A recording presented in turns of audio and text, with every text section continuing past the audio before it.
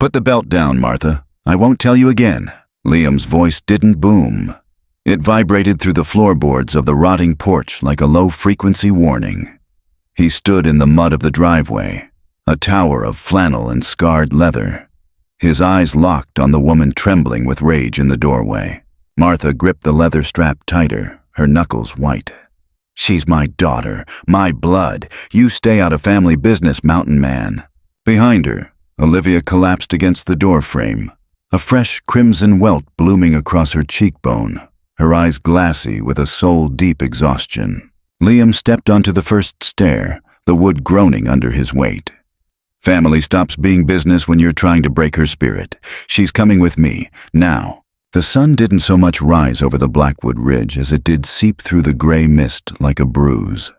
For Olivia, the light was never a welcome guest. It was a countdown. It meant the whiskey in the kitchen would be gone, the floor would be cold, and the woman who had birthed her would be looking for someone to blame for the dampness in the air. Olivia moved through the small, cramped house with the practiced silence of a ghost. She knew which floorboards creaked and which hinges screamed. She was 22, but in this house she felt like a child perpetually trapped in a corner. She adjusted the thick wool scarf around her neck, even though the kitchen was sweltering from the wood stove. It wasn't for warmth. It was for the yellowing finger marks on her throat from the night before. "Where do you think you're going?" The voice was raspy, thin, and sharp as a razor. Martha sat at the small linoleum table, a cigarette burning down to the filter in a chipped glass tray. Her hair was a wild, unwashed halo of gray blonde, and her eyes, the same deep sea blue as Olivia's, were clouded with a bitterness that had fermented for decades. "General store, Ma," Olivia whispered, her voice barely audible. "We're out of flour. And your medicine." "Medicine?" Martha spat the word. "You mean the only thing that keeps my nerves from jumping out of my skin because of your incompetence? Hurry back, and don't you go talking to anyone. People in this town don't need to hear your lies." Olivia didn't respond. A response was an invitation for a lecture, and a lecture always ended in a hand or a household object finding its way to her skin. She grabbed the rusted keys to the old truck and stepped out into the mountain air. The drive into town was 5 miles of winding, potholed dirt roads. To anyone else, the Appalachian landscape was a postcard of rugged beauty. To Olivia, the mountains were the bars of a very large cage. She pulled the truck into the gravel lot of Miller's General Store, her hands shaking on the steering wheel. Inside, the bell chimed. It was a sound she usually dreaded because it drew eyes. But today, the store was mostly empty, save for a man standing by the hardware section. He was tall, impossibly so, with a beard the color of dark oak and shoulders that seemed to take up the entire aisle. Liam, the mountain man. The locals told stories about him, a former soldier who had bought the old surveyor's cabin at the highest peak and lived there in total isolation for 5 years. He only came down for supplies, and he never spoke more than 3 words at a time. Olivia kept her head down, grabbing a bag of flour. As she reached for a jar of honey on a higher shelf, her sleeve slipped. The purple and black mottled skin of her forearm was exposed for just a second. She felt a gaze.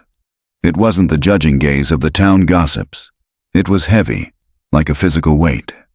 She looked up, and for the first time, her eyes met Liam's. They weren't cold. They were observant, terrifyingly so. He didn't look away. He looked at the bruise, then back at her eyes, and then at the scarf covering her neck. Olivia bolted. She dumped the flour on the counter, threw some crumpled bills at the cashier, and ran back to the truck. Her heart was hammering against her ribs. He saw, he knew, and in her world, when people knew, things only got worse. The afternoon brought a storm, the kind that turned the mountain trails into slide zones of mud and rock. Inside the house, the atmosphere was even more volatile. Martha had found a hidden $10 bill in Olivia's coat pocket. Money Olivia had been saving for 3 months, a literal penny at a time, hoping to buy a bus ticket to the city. "Stealing from me?" Martha screamed, the sound echoing off the thin walls. After everything I sacrificed? I could have left you at the hospital. I could have been someone if I wasn't tethered to a pathetic, ungrateful brat. Olivia stood by the sink, her head bowed. It was for the bills, Ma. I was going to surprise you. Liar! The first strike was a ceramic mug. It shattered against the wall behind Olivia's head, shards of pottery grazing her ear. Olivia didn't move. Experience had taught her that running only lengthened the hunt. Martha moved with a frenetic, jagged energy. She grabbed Olivia by the hair, pulling her head back. You think you're better than me? Because you're young. Because you still have your looks. No, Ma. Shut up! Martha reached for the leather belt hanging on the back of the kitchen chair. The beating that followed was different. It wasn't the usual quick flash of anger. It was a systematic release of all the failures Martha had ever felt. Olivia felt the sting against her legs, her back, her arms. She curled into a ball on the kitchen floor, biting her tongue until she tasted copper, refusing to give her mother the satisfaction of a scream. Suddenly, the front door, which was usually locked, was kicked open with such force that the frame splintered. The rain roared into the house, and with it came the shadow. Liam stood there, drenched, his boots caked in mud. He looked like a force of nature that had decided to take human form. Martha froze, the belt raised high. Who the hell do you think you are? Get out of my house! Liam didn't look at Martha. His eyes were on the floor, where Olivia lay shivering, her shirt torn, the evidence of the family business written in red welts across her skin. He walked into the kitchen. He didn't run. He walked with a terrifying, deliberate pace. He reached out and wrapped his hand around the belt, wrenching it out of Martha's grip with a single, effortless flick of his wrist. She's coming with me, Liam said. His voice was a low growl, vibrating with a rage that was tightly, precariously controlled. I'll call the sheriff! You're kidnapping her! Martha shrieked, backing into the counter. Call him, Liam said, tossing the belt into the wood stove where it began to sizzle and smoke. Tell him to come up to the ridge. I'll show him what I found here. I'll show him the girl you've been using as a punching bag for 20 years. Liam looked down at Olivia. He reached out a hand. It was a massive hand, calloused and rough, but it remained perfectly still. Olivia, he said. It was the first time she had ever heard him say her name. Get up, we're leaving. Olivia looked at her mother, who was now weeping crocodile tears, leaning against the sink. Then she looked at the mountain man. She didn't know him. He could be a monster for all she knew. But he wasn't the monster she was currently living with. She reached out and took his hand.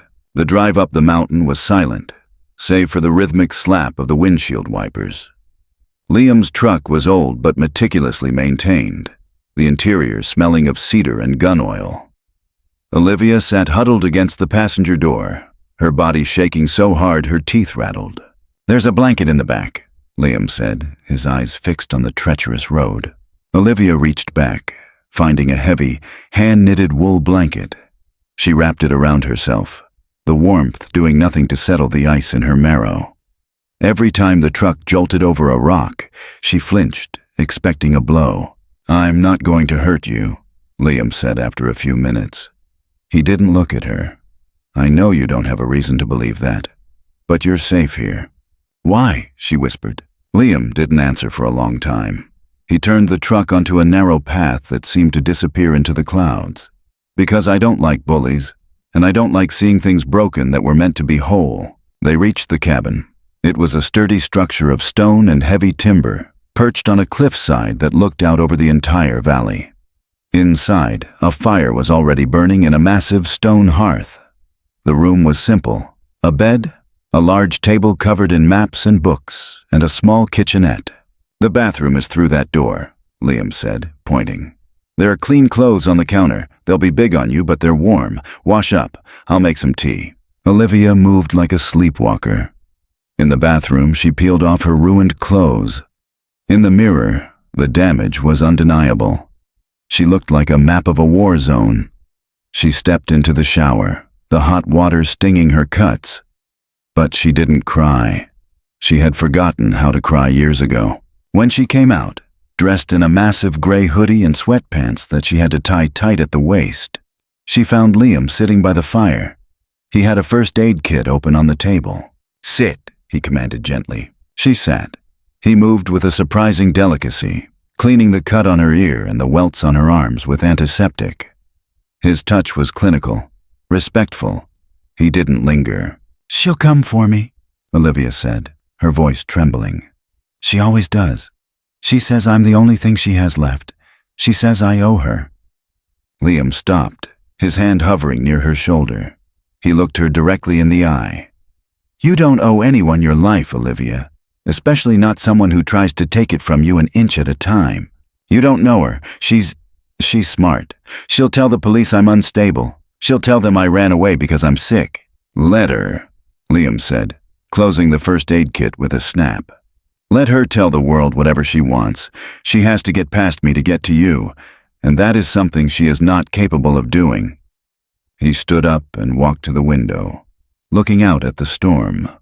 Olivia watched his silhouette, a man who had chosen to live in the clouds to escape something of his own. She realized then that he wasn't just her protector. He was a man who understood the need to disappear. "Sleep in the bed," Liam said, gesturing to the corner. "I'll be in the chair by the door." "I can't take your bed," Olivia protested. "It wasn't a request," he said, though there was no malice in it. As Olivia crawled under the heavy furs of the bed, she watched Liam sit in the wooden chair, a rifle leaning against the wall beside him. For the first time in her life, the silence of the night didn't feel like a threat. It felt like a shield. But as the wind howled outside, a new fear began to take root. Who was this man, really? And what happened to the people who tried to cross him? The mystery of Liam was just beginning, and the storm in the valley was far from over. The first thing Olivia noticed when she woke up was the absence of sound. There was no rattling of empty whiskey bottles, no hacking cough from the kitchen, and no dread tightening in her chest like a physical knot.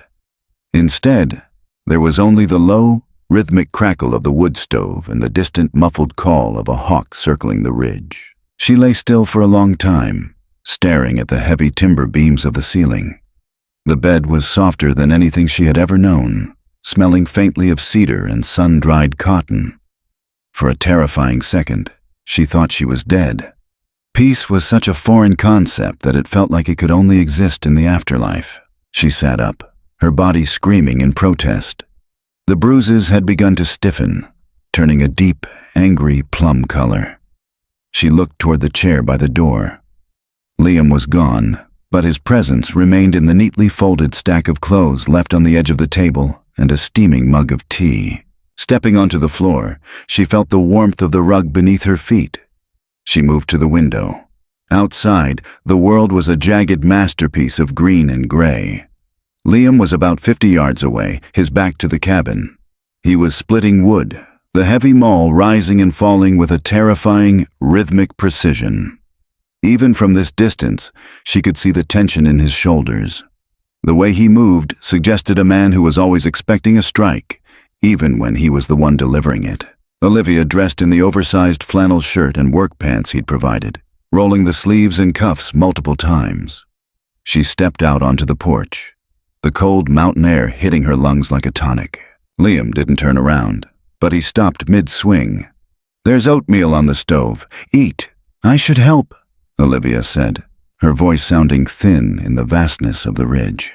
I don't know how to just sit." Liam drove the maul into a stump and finally turned. He wiped sweat from his forehead with a calloused hand, his eyes scanning her face, checking the bandage on her ear. "You've been helping your mother survive her own failures for 20 years, Olivia. Today, your only job is to exist." "She's going to the sheriff, Liam," she said, stepping off the porch. "I know how she works. She won't just let me go. I'm her audience. I'm the only one who sees her suffering. Without me, she's just an old woman alone in a rotting house." Liam walked toward her, his stature casting a long shadow over the gravel. "Let her go to the sheriff. I've lived on this mountain for 5 years, and I haven't broken a law yet. But I've seen what she did to you. The law has a funny way of changing its mind when it sees the evidence." "You don't understand this town," Olivia whispered, looking down at her boots. "She's lived there her whole life. You're the crazy veteran on the hill. Who do you think they'll believe? Liam reached out, his thumb catching her chin, gently forcing her to look up. His eyes weren't just protective. They were ancient, filled with a knowledge of combat that went far beyond mountain skirmishes. They don't have to believe me. They just have to be unable to move me. Now go eat. As Olivia retreated back inside, she didn't see the way Liam's hand tightened into a fist until the knuckles turned white. He knew she was right. In the valley, blood was thicker than justice. But on the ridge, the only thing that mattered was the strength of the stone. Down in the valley, at that very moment, Martha was not weeping. She sat in the sheriff's office, her face carefully composed into a mask of maternal agony. She had used a bit of stage makeup to emphasize a small bruise on her own arm, a bruise she'd gotten by bumping into the stove, and she was currently holding the hand of Deputy Miller, a man she had known since he was in diapers. "He just took her, Roy," Martha sobbed, the sound perfectly pitched to trigger a man's protective instincts. "He came in with a gun, screaming about how the mountain needed a queen. My poor Olivia. She was so scared. You know how she is, so fragile, so easily led." Deputy Miller looked uneasy. He knew Liam was a quiet man, but he also knew the rumors. "Martha, Liam hasn't caused a lick of trouble in 5 years. Why would he suddenly snatch Olivia?" "Because he's a monster!" Martha shrieked, then quickly lowered her voice to a pathetic whimper. "He's been watching her at the store. I saw him. Please, Roy. If something happens to my girl, I'll never forgive myself. He's dangerous. You know what they say about those men who come back from the desert with ghosts in their heads." Miller sighed, reaching for his hat. "I'll go up there, but I'm taking a backup. If he's as armed as you say, I'm not walking into a buzzsaw alone." Martha watched him leave, the tears drying instantly. She didn't want Olivia back because she loved her. She wanted her back because she needed the target. And more than that, she wanted to see the mountain man broken. Nobody took what was hers. By the afternoon, the cabin felt less like a prison and more like a fortress. Liam had taught Olivia how to stoke the fire and how to use the hand pump for water. He spoke little, but when he did, the words felt heavy, like they had been weighed and measured before being released. While Liam was out checking his perimeter traps, Olivia found herself standing before the small mantel. There were no trophies there, no typical decorations. Just a single tarnished brass shell casing and a photograph tucked behind a heavy iron candle holder. She pulled the photo out. It was a group of men in desert camouflage, their faces obscured by dust and goggles. But she recognized the man in the center instantly. He was younger, his beard shorter, but the way he stood, shoulders back, a slight tilt to the head as if listening for a distant sound, was unmistakable. Beside him was a smaller man, smiling widely, an arm slung over Liam's shoulder. That was Caleb. Olivia jumped, the photo nearly slipping from her fingers. Liam was standing in the doorway, his silhouette blocking out the sun. He didn't look angry, but his voice was hollow. "I'm sorry," Olivia said, quickly trying to put the photo back. "I shouldn't have been prying. It's a piece of paper, Olivia, not a state secret." He walked over and took the photo from her. He looked at it for a long time, his thumb tracing the face of the smiling man. Caleb was my spotter. He was 19, thought the world was a giant adventure. He used to talk about opening a bakery when we got back.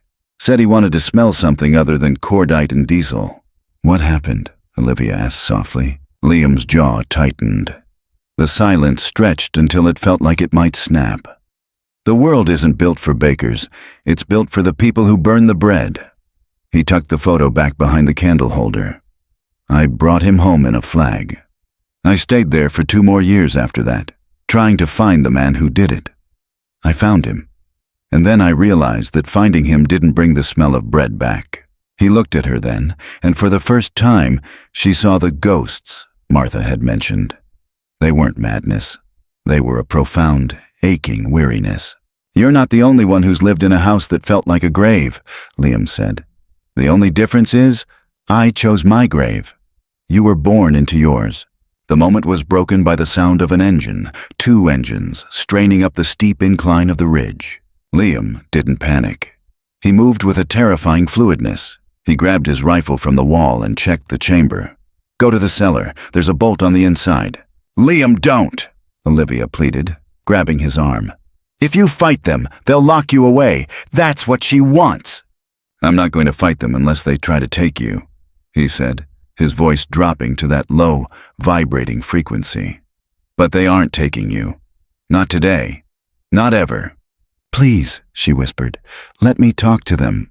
If they see I'm okay." "They won't see you're okay. They'll see a girl who's been brainwashed by a hermit. They'll see exactly what your mother told them to see." He gently pried her hand off his arm. "The cellar, Olivia. Now." She did as she was told, her heart hammering against her ribs. As she descended into the cool, dark earth beneath the floorboards, she heard the screech of brakes and the slamming of car doors. Liam stood on the porch, the rifle held loosely across his chest in a low, ready position. He didn't look like a kidnapper. He looked like a king defending a border. Deputy Miller and a younger officer, a man named Henderson, who had a reputation for being trigger-happy, stepped out of their cruisers. They both had their hands on their holsters. "Liam, put the weapon down!" Miller shouted, his voice echoing off the rock face. "You're on my land, Roy." Liam called back, his voice calm. "And you're violating a man's peace. State your business and get off the ridge." "We're here for Olivia Vance," Miller said, taking a cautious step forward. "Her mother filed a report, said you took her by force. We just want to see her, Liam. Make sure she's all right." "She's more than all right," Liam said. "She's finally breathing, which is more than she was doing in that house with Martha." "That's not for you to decide," Henderson barked, his hand twitching near his pistol. "You're a civilian. You don't get to play judge and jury. Bring her out, or we're coming in." Liam's eyes shifted to Henderson. The temperature on the porch seemed to drop 10 degrees. "Step on my stairs, son, and you'll find out exactly how much of a civilian I am. I'm giving you one warning. Turn those cars around." "Liam, don't do this," Miller pleaded.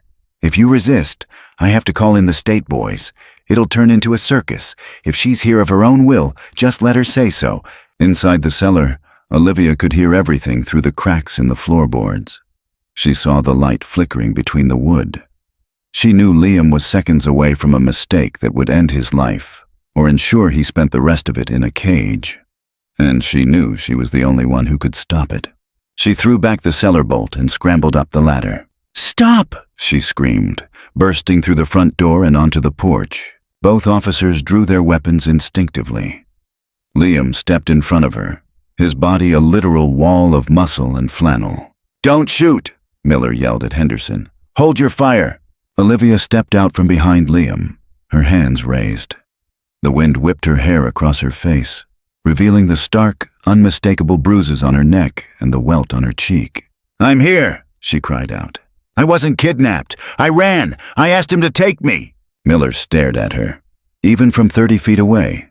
The marks of abuse were clear. The fragile, easily led girl Martha had described didn't match the woman standing there with fire in her eyes. "Olivia," Miller said, his voice softening. "Your mama said—" "My mama lied!" Olivia shouted. She pulled back her sleeve, exposing the mottled purple of her forearm. "She did this. She's been doing this every day since I was 10 years old. Liam didn't kidnap me. He saved me.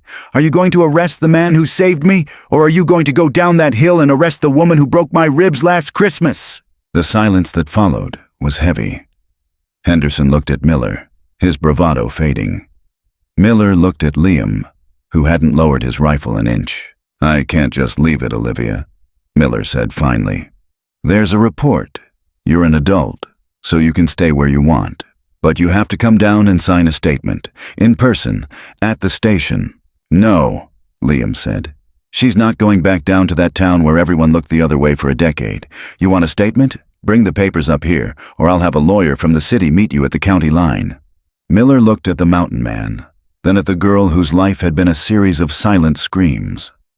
He knew the politics of the town. He knew Martha was a pillar of the church. But he also saw the truth written in the scars on Olivia's skin. "Fine," Miller said, pointing a finger at Liam. But if I hear one word, one whisper, that she's being held here against her will, I'm coming back with the National Guard. Do you hear me?" "I hear you, Roy," Liam said, finally lowering the rifle. "But you better bring a lot of men, because I'm not letting her go back to that hellhole." As the cruisers backed down the driveway, Olivia felt the strength leave her legs. She collapsed onto the porch, her head in her hands.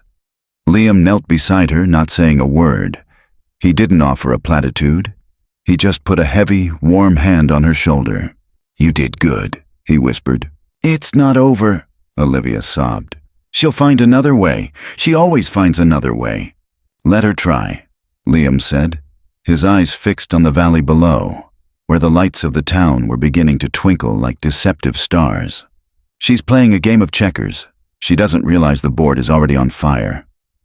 But as the sun dipped below the ridge, Olivia noticed something Liam hadn't. A third set of tire tracks in the mud at the edge of the driveway. Someone had been there before the police. Someone who wasn't a deputy. The mountain was no longer a secret, and the real hunt was about to begin. The third set of tire tracks hadn't been a hallucination of the mist. Liam spent the hours after the deputies left crouched by the edge of the gravel drive, his fingers tracing the deep, aggressive tread of a heavy-duty mud tire. It wasn't a police vehicle, and it wasn't a local's rusted-out work truck. This was someone who came prepared for the terrain, and someone who didn't want to be seen. "Who do you think it was?" Olivia asked, standing on the porch. She was wearing one of Liam's heavy wool sweaters, her small frame swallowed by the garment. The wind was picking up, whispering through the pines like a warning. Liam stood up, his face a mask of granite. "Martha didn't just go to the police, Olivia. She's a smart woman. She knew the law might look at your bruises and hesitate. She's brought in a contingency." "Silas," Olivia whispered, the name tasting like ash. Liam looked at her sharply. "Who is Silas?" "My mother's cousin. He's not like the rest of the family. He spent time in state prison for extortion. People in town pay him to make problems disappear. If she's called him, she's not looking to rescue me anymore. She's looking to punish us both." Liam didn't look afraid. He looked focused. He began to move around the perimeter of the cabin, checking the heavy shutters he had built and the tension on the wire trips he'd set in the tree line. "I've dealt with fixers before, Olivia. They usually rely on fear. They don't expect a target that knows how to hunt back." The rest of the afternoon was a study in controlled tension. Liam moved with a lethal grace, preparing the cabin as if it were an outpost in a hostile territory. He showed Olivia how to use the back exit, a small door hidden behind a woodpile that led directly into a rocky crevice. "If I tell you to run, you go through that crevice. It leads to a cave about half a mile up. You wait there. You don't come back until you hear me whistle 3 times. Understood?" "I'm not leaving you, Liam," she said, her voice firmer than she felt. "You're in this because of me." "I'm in this because I chose to be," he corrected, stopping to look at her. The setting sun caught the scars on his neck, the remnants of a life he had tried to bury. "For 5 years, I've been hiding on this mountain, waiting for a reason to feel like a man again instead of a ghost. You gave me that. Don't take it away by being stubborn." As night fell, the mountain became a place of deep, impenetrable shadows. The storm that had been brewing in the valley finally broke over the ridge, bringing with it a freezing rain that turned the mud to ice. Inside, they sat in the dark. Liam refused to light a lamp, explaining that light was just a target. They sat by the dying embers of the hearth, the only sound the lashing rain against the timber. Olivia found herself watching Liam. In the dim light, he looked less like a mountain man and more like a sentinel. "And why did you really come for me?" she asked softly. "You saw me at the store for 5 minutes. You could have just kept walking." Liam stayed silent for so long she thought he wouldn't answer. Then he spoke, his voice barely a murmur. "In the service, we had a rule: leave no one behind. I left a lot of people behind, Olivia, men I loved, people I couldn't save. When I saw you in that store, I didn't see a stranger. I saw the one person I had the power to actually bring home. Saving you, it's the only thing I've done in a decade that made the noise in my head stop."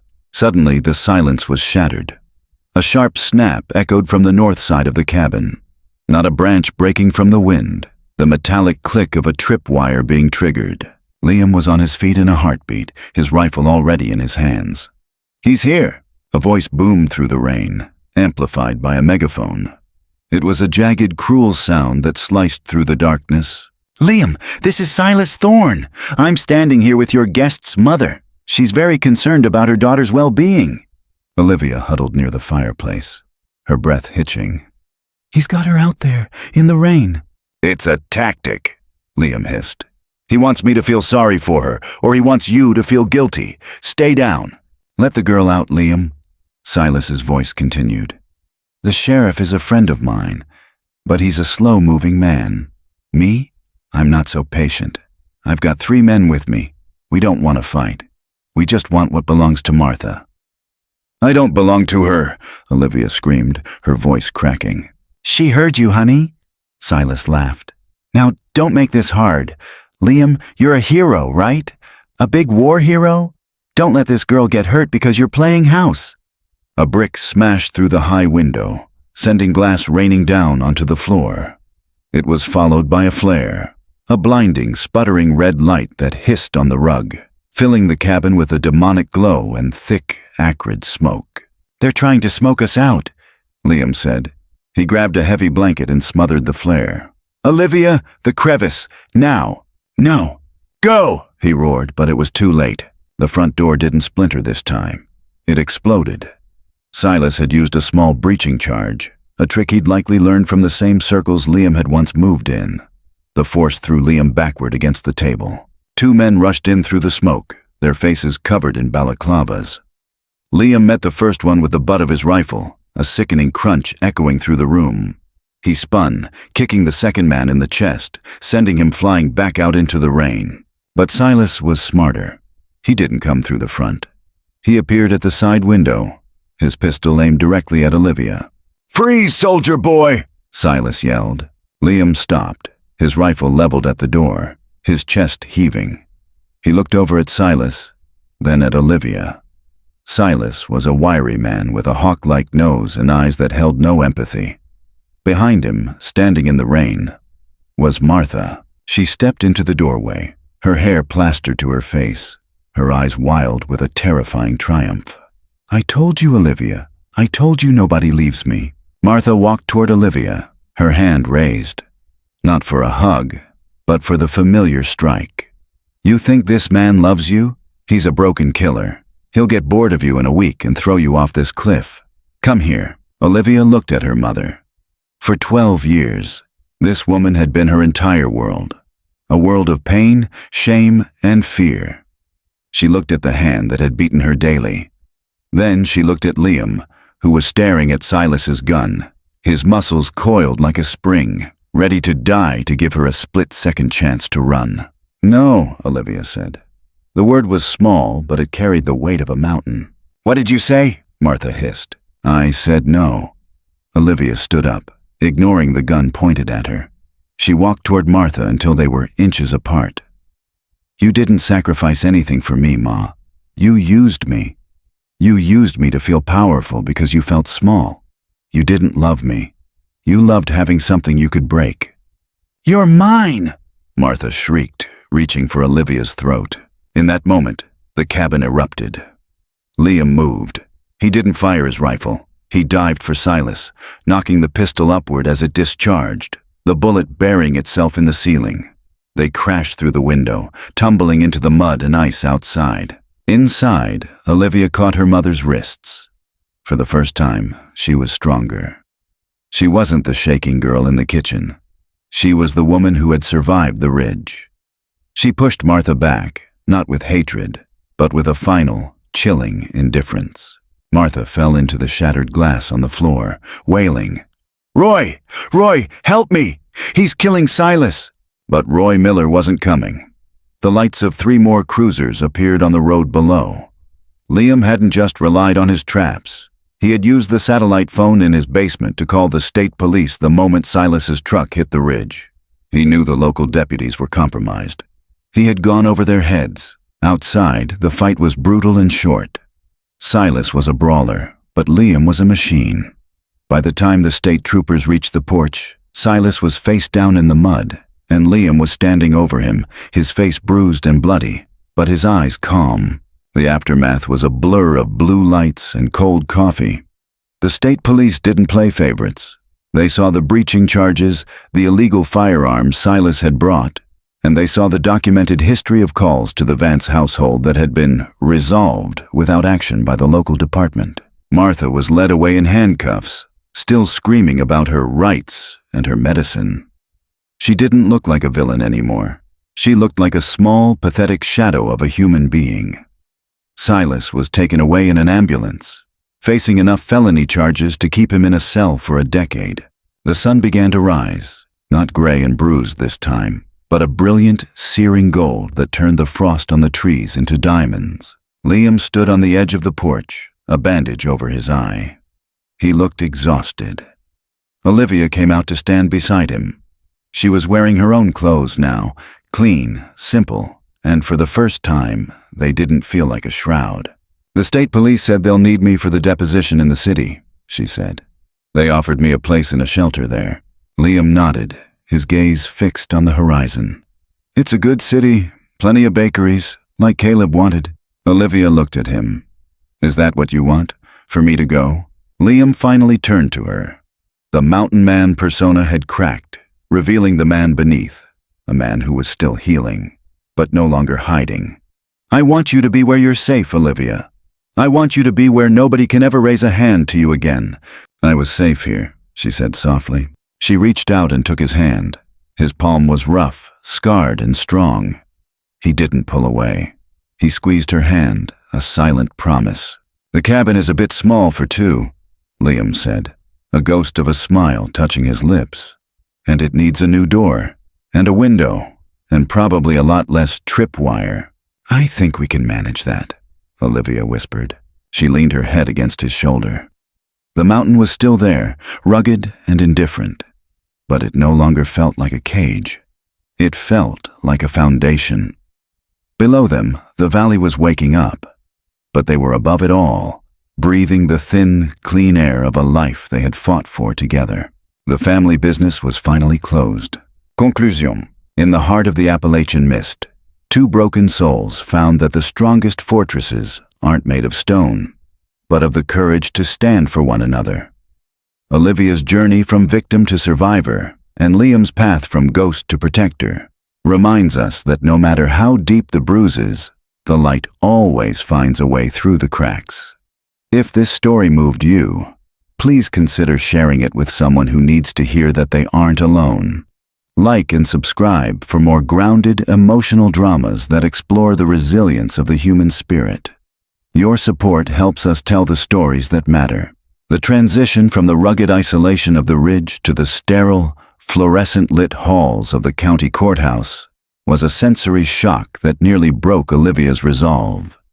The air in the city felt thin, lacking the scent of pine and the weight of the mountain. She sat in the witness room, her fingers tracing the smooth, polished wood of the bench, her heart a frantic bird trapped in a cage of ribs. Liam stood by the window, his presence a dark, immovable anchor in the sea of bureaucratic gray. He had traded his flannel for a dark button-down shirt that looked uncomfortably tight across his shoulders. His beard trimmed, but his eyes as sharp and watchful as ever. "You don't have to look at her," Liam said, his voice a low vibration that seemed to steady the room.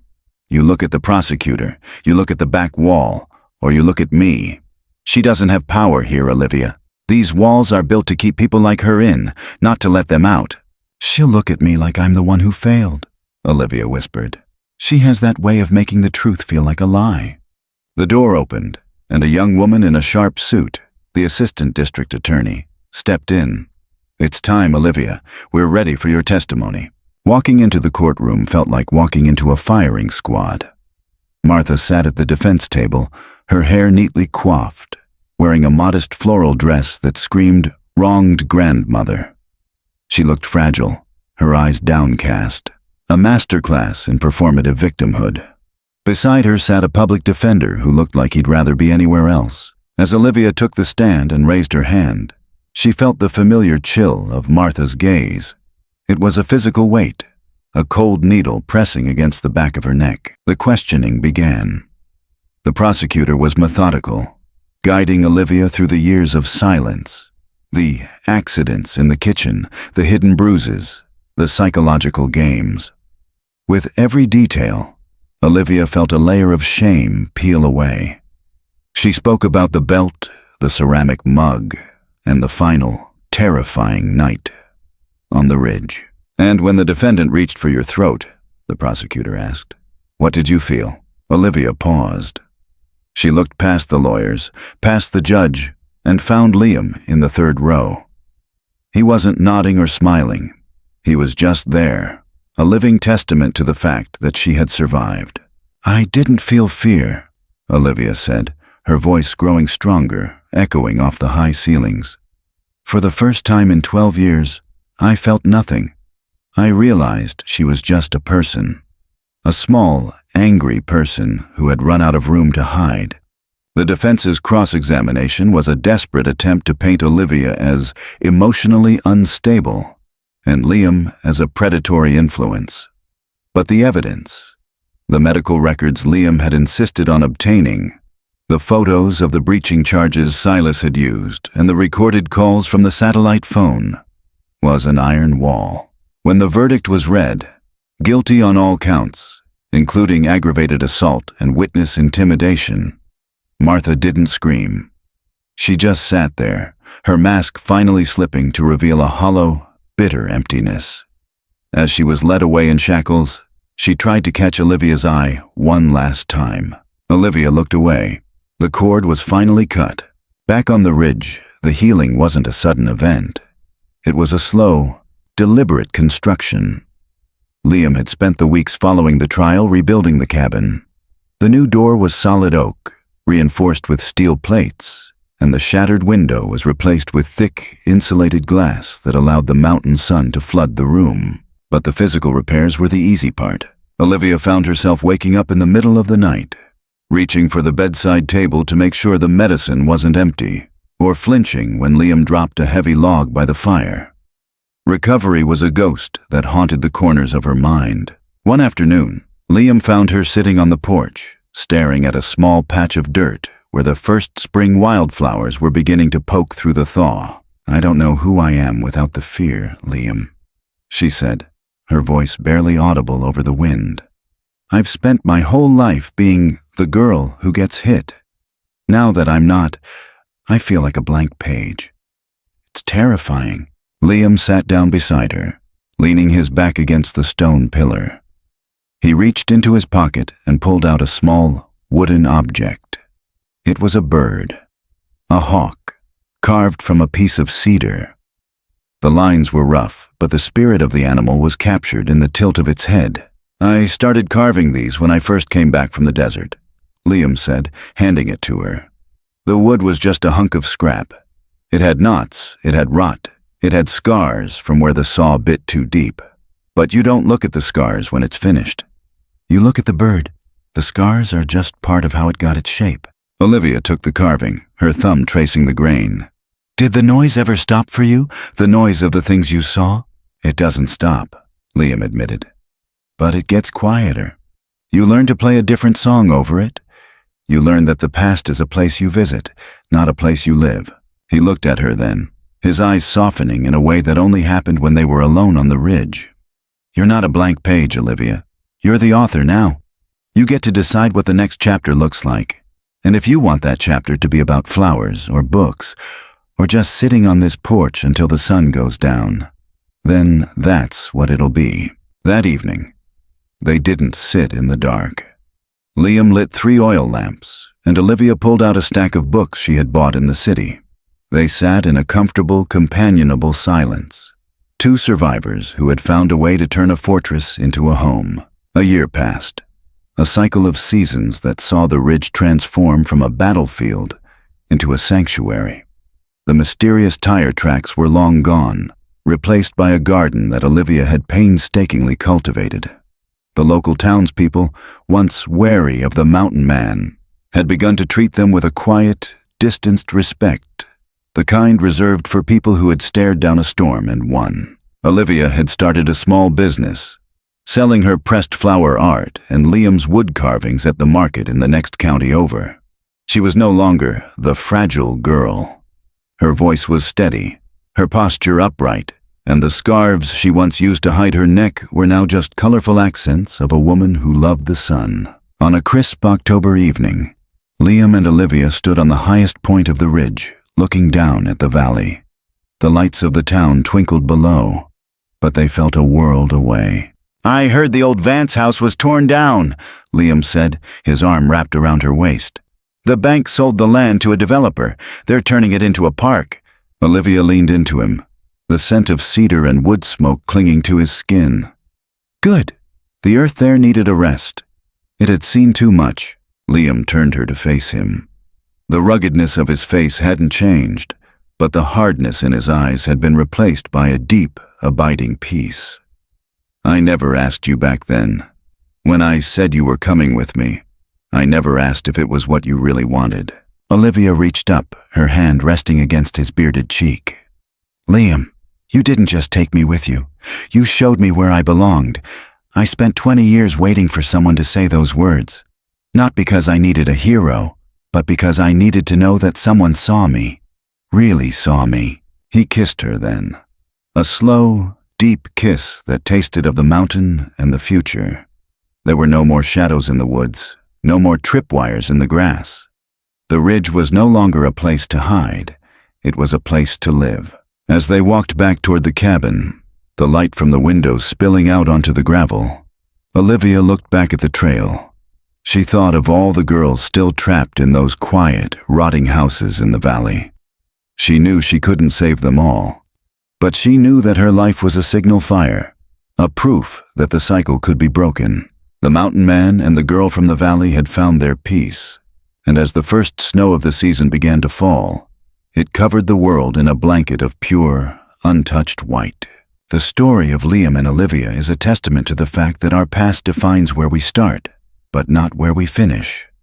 In the silence of the mountains, they found the strength to rebuild what was broken and the courage to love despite the scars. If you've enjoyed this journey of healing and resilience, please share this story with those who appreciate a drama that feels real and grounded. Like, share, and subscribe to join our community as we continue to explore the heights and depths of the human experience. Your engagement keeps these stories alive.